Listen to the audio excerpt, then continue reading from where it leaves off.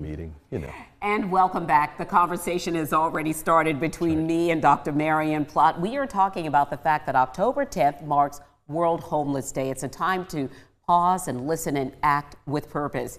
In Charleston, the longest serving faith-based mission is lifting this issue into really sharper focus. And we are joined by Dr. Marion Plott, the Executive Director of Star Gospel Mission, to share how the mission is offering hope and dignity and practical support for people experiencing homelessness. Dr. Plott, it's always good to see you. It's always great to be with you, Carolyn. Yeah, Thank so you. give us an idea of some of the conversations that will happen on World Homeless Day and the idea behind this day, bringing it into focus for everyone, even people who aren't experiencing homelessness. Yeah, thank you for the opportunity. One of the things that we're raising awareness about is that each night in the United States, there are nearly 800,000 people who experience homelessness, and that has been rising year over year.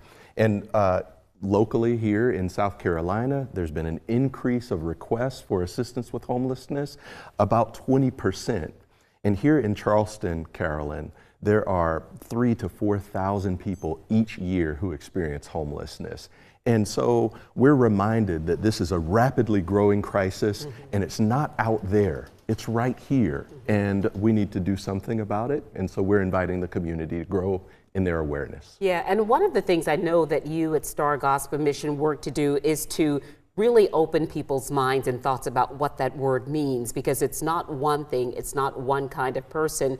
For some people, homelessness might be a temporary thing based on something that happened immediately, or it might be a chronic condition. That's absolutely right. We never refer to people as homeless because that is a temporary situation. These are people who are experiencing homelessness. And what we really try to do in partnership with other agencies and organizations around Charleston is to help people to experience homelessness for a short amount of time as possible. So, you know, it is a real problem. There are people right now, not too far from our station here, Carolyn, who are sleeping in their cars or sleeping in hotel rooms or in storage units. And so what we're inviting people to do is to grow in their knowledge base about people experiencing homelessness and what the solutions are for us. And one of the ways you're doing that is through a series of conversations called Conversations on a Bench. Can you tell us more about that? Yeah, I'm very excited about Conversations on a Bench.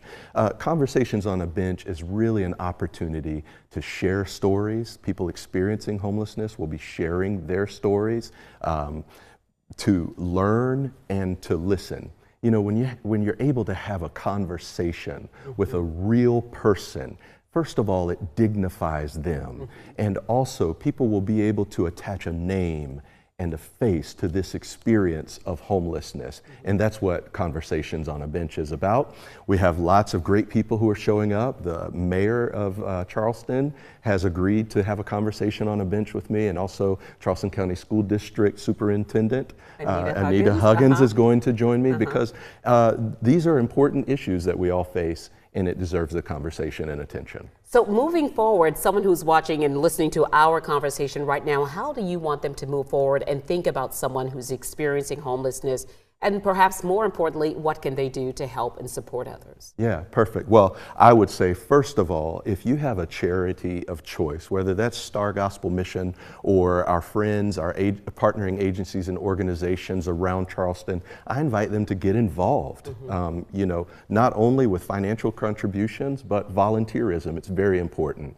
I would love for folks to visit our website, stargospelmission.org, to learn more about what Star Gospel Mission has been doing for 121 years. Of course, there's opportunities to give a gift and to learn more about volunteer opportunities at Star Gospel. Always a pleasure to see you, my friend. Likewise. We appreciate your good work. Thank you. And we, of course, want you to stay right here with us. We are coming right back with more of News to It 4 after a quick break.